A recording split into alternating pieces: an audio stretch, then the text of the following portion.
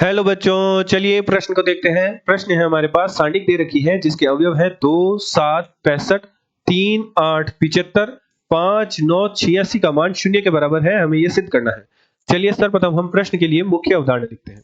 तो हमारे प्रश्न के लिए मुख्य उदाहरण हो जाएगी सारणिकों का गुणनफल, जिसमें हमारे पास एक महत्वपूर्ण गुणनफल होता है जो कि कुछ इस प्रकार है कि यदि किसी सारणी की 2 या 2 से अधिक पंक्ति या स्तंभ के अवयवों के मान समान है तो सारणिक का मान 0 होता है।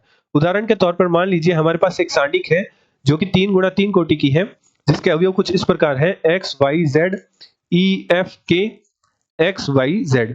तो निम्न सारणिक में प्रथम पंक्ति और तृतीय पंक्ति के अवयव समान है तो निम्न सारणिक का मान 0 के बराबर होगा।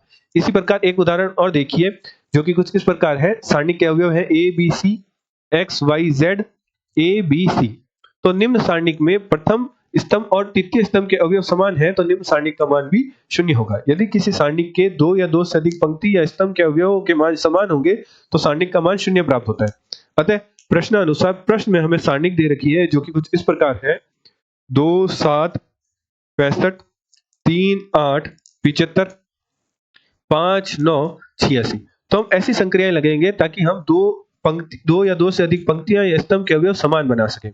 इसके लिए हम तृतीय स्तंभ में यदि हम देखें कि 65 में से यदि हम 2 घटाएं, अर्थात प्रथम स्तंभ के अवयव घटाएं, 65 में से 2 घटाएं, 75 में से 3 घटाएं और 86 में से 5 घटाएं तो हमारे पास मान प्राप्त होता है 63, 72 और 81, जो कि कुछ इस प्रकार लिखे जा सकते हैं 7 गुणा 9, 8 गुणा 9, 9 गुणा 9।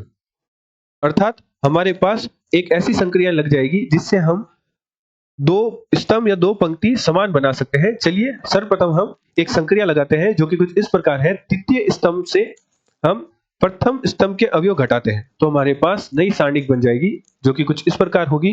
क्योंकि हम तृतीय स्तंभ को छेड़ रहे हैं तो बाकी स्तंभ को ऐसे ही लिख देते हैं। तो हमारे पास प्रथम स्तंभ पहले क्या था उसे हम लिख लें 2, 3, 5। द्वितीय स्तंभ हमारे पास था 7, 8, 9 और तृतीय स्तंभ से हमने प्रथम स्तंभ के अवयव घटाए तो 65 माइनस 2 हमारे पास प्राप्त हुआ 63, 75 माइनस 3 हमारे पास प्राप्त हुआ 72 और 86 माइनस 5 किया तो हमारे पास प्राप्त हुआ 81।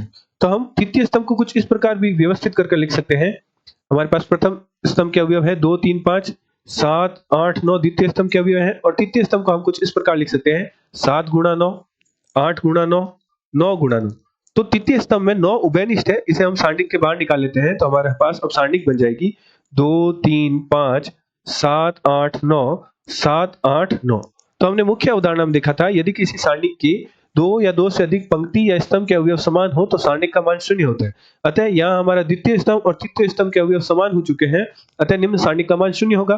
तो हमारे पास मान प्राप्त होगा 9 गुणा सारणिक का मान 0 प्राप्त होगा तो 9 गुणा 0 तो हमारे पास मान प्राप्त होगा 0। अतः हमने मुख्य उदाहरण की सहायता से सिद्ध कर दिया है कि जो सारणिक का मान है वह 0 के बराबर है, अर्थात बायां पक्ष दाएं पक्ष के बराबर है। आशा करते हैं आपको प्रश्न का समझ आया होगा। धन्यवाद।